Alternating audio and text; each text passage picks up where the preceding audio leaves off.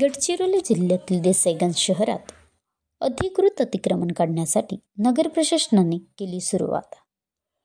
शहरातील वडसा ते आरमोरी तसेच वडसा ते ब्रह्मपुरी या मार्गावर अतिक्रमणाचे खूप प्रमाण वाढले असल्याने या अतिक्रमणामुळे येणाऱ्या जाणाऱ्या वाहतुकीला व प्रवाशांना अडचण होत असल्याचे दिसून येत होते.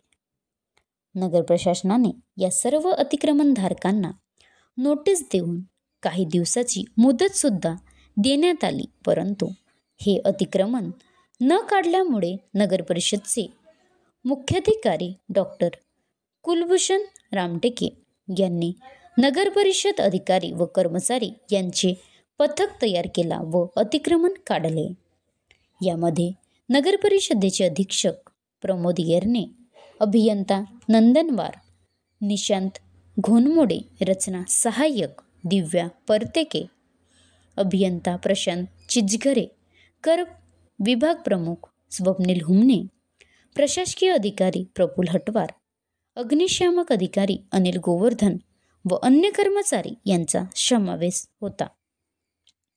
महाराष्ट्र लाईव्ह न्यूज पत्रकार करण सोनेकर, तालुका प्रतिनिधी, देसाईगंज, वडसा.